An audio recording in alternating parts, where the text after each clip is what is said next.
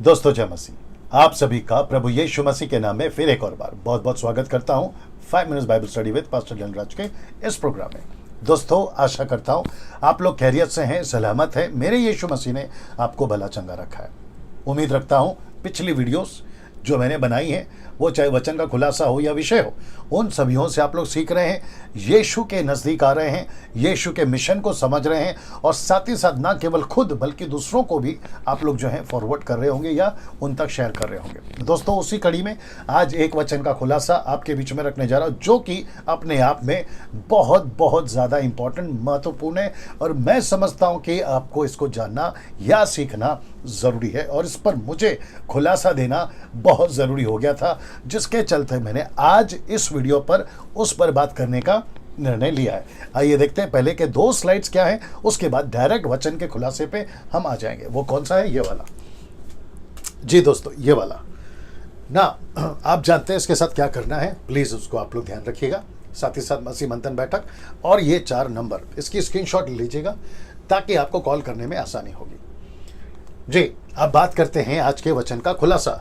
आज के वचन का खुलासा, जैसे मैंने अभी थोड़ी देर पहले कहा, बहुत बहुत ज़्यादा इम्पोर्टेंट है और मैं समझता हूँ कि उसको जानना आपके लिए, मेरे लिए और मसीह समाज के लिए और अगली पीढ़ी के लिए, अगर ये वीडियो वहाँ तक पहुँचता है तो उनके लिए भी बहुत ज़रूरी है। कौन सा वचन है? ये वाला, मत्ती 18:20, मैथ्यू 18:20, जिसके ऊपर मैं समझता हूं कि कई लोग, आप लोग भी जानना चाहते होंगे कि इसका सही कॉन्टेक्स्ट में, इसका सही अर्थ और इसको हम कब यूज करें, कैसे यूज करें, करें भी या ना करें, ये सब कुछ आज इस वीडियो पे आपको मैं बताने जा रहा हूं। तो सबसे पहले वचन को पढ़ लेते फिर बात करेंगे। लिखा है, क्योंकि जहां 2 या 3 मेरे नाम पर इकट्ठे होते हैं वहां मैं उनके बीच में होता हूं। मैं रिपीट कर देता हूं, क्योंकि जहां 2 या 3 मेरे नाम पर इकट्ठे होते हैं वहां मैं उनके बीच में होता हूं।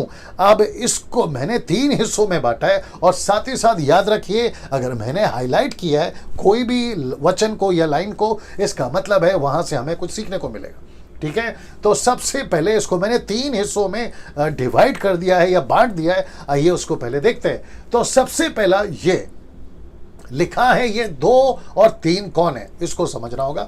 फिर उसके बाद में 2 और 3 क्यों आपस में इकट्ठा हो रहे, ये समझना होगा। और फिर ये 2 और 3 के बीच में परमेश्वर इनके बीच में क्यों आ रहा है, ये भी समझना होगा।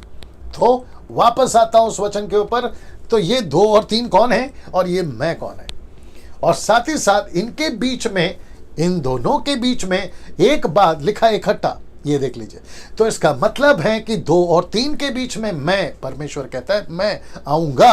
तो ये इकट्ठे क्यों हो रहे, 2 3 और परमेश्वर इनके बीच में क्यों आ रहा है, जिसके चलते ये 3 लाइन मैंने रखी है ताकि आपको समझ आ सके एक एक करके कि मत्ती 18:20 दरअसल लिखा क्यों, यीशु ने कहा क्यों और आज मुझे और आपको इसको कैसे लेना है, ये सब चीजें आपके स्क्रीन के ऊपर अभी मैं रखने जा रहा हूं। तो सबसे पहले बात करते हैं दोस्तों ये वाला, ये 2 और 3 कौन है।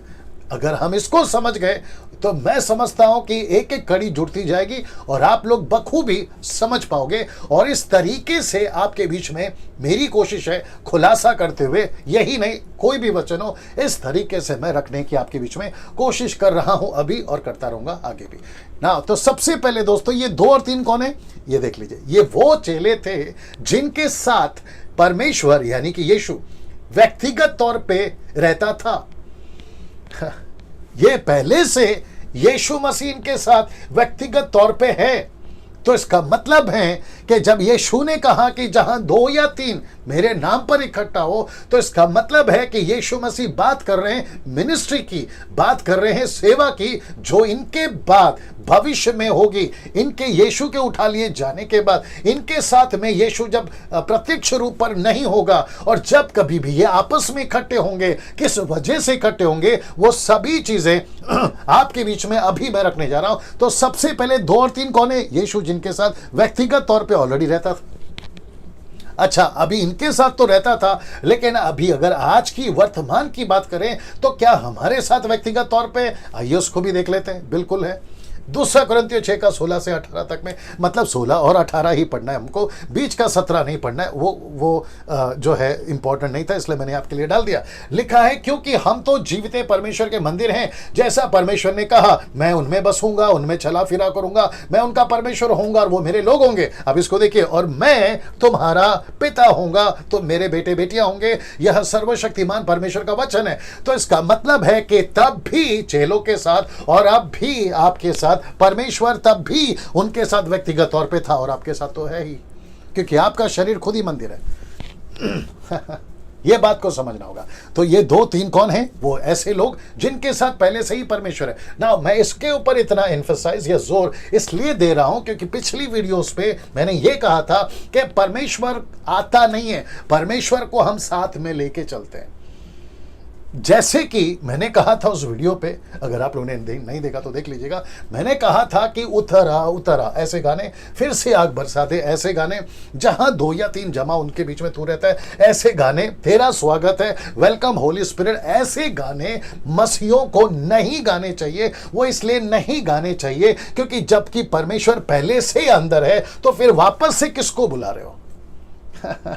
ये समझना होगा। मैं रिपीट कर दूं, अगर परमेश्वर पहले से अंदर है तो फिर आप वापस गाना गा के किसको बुला रहे हो? ये तो अपमान हो गया कि मेहमान या आपका गेस्ट पहले से घर पर है और उसी के सामने बैठकर कह रहे हो कि यार मेहमान कब आएगा, गेस्ट कब आएगा। तो उसको नहीं लगेगा यार मैं पहले से बैठा हूं, ये किसका इंतजार करा। वैसे ही परमेश्वर कहता है मैं उनके अंदर हूं, ये देख लीजिए ना, पूरा लिखा है मैं उनके अंदर चलूंगा फिरूंगा, और वो कहता है कि तुम मेरे मंदिर हो, सीधे तुम मेरे मंदिर हो। तो जब परमेश्वर पहले से अंदर है तो मत्ती 18:20 अभी बोलना आपको कैसा लगता है आप खुद ही तय करिए। कैसे कह सकते हो कि परमेश्वर अब हम इकट्ठा हुए हैं, आप अपनी उपस्थिति लेकर आए? जी नहीं, परमेश्वर की उपस्थिति पहले से, लेकिन मत्ती 18:28 को समझना बहुत जरूरी है, जिसके चलते मैंने ये आज तय किया कि इसका खुलासा करूं। तो सबसे पहली चीज तो ये तो पता चल गया कि ये 2 और 3 अविश्वासी नहीं है, ये 2 और 3 वो लोग नहीं है जो यीशु के चेले नहीं थे, ये यीशु के चेले हैं। और आज की तारीख में आप और हम, जो कि ये वचन बताता है कि तुम उसका मंदिर हो, वो आपका पिता है, तुम उसके बेटा बेटी हो, और लिखा है कि वो तुम में बसता है, तुम में चलता है। इंग्लिश में लिखा है he dwells in you, he dwells inside of you. See this, इसका मतलब है कि परमेश्वर आपके अंदर पहले से, इसलिए लिखा व्यक्तिगत तौर पे वो आपके अंदर पहले से है। अब बात करते हैं कि ये 2 और 3 इकट्ठा क्यों हो रहे हैं, ये इंपॉर्टेंट है। ये इकट्ठा क्यों हो रहे हैं और फिर इनके बीच में परमेश्वर ने क्यों कहा कि मैं आऊंगा मत्ती 18:20 में, तो इसको भी समझते हैं। तो सबसे पहले ये इकट्ठा इसलिए हुए क्योंकि ये प्रार्थना के लिए इकट्ठा हो रहे हैं। कौन सी प्रार्थना वो भी बताऊंगा। सो ये प्रार्थना के लिए इकट्ठा हो रहे हैं और इसका कॉन्टेक्स्ट है सही। वचन 20 था ना, ये है 18 और 19। लिखा है मैं तुमसे सच कहता हूं। किसने कहा? यीशु ने कहा। कब के लिए कहा? तब के लिए और भविष्य के लिए और आज के लिए। कहता है मैं तुमसे सच कहता हूं, जो कुछ तुम पृथ्वी पर बांधोगे। तो बांधने का मतलब है मिनिस्ट्री, बांधने का मतलब है सेवा, बांधने का मतलब है कलीसिया, बांधने का मतलब है प्रार्थना। कहता है कि जो कुछ तुम पृथ्वी पर बांधोगे वो स्वर्ग में बंधेगा, जो कुछ तुम पृथ्वी पर खोलोगे वो स्वर्ग में खुलेगा।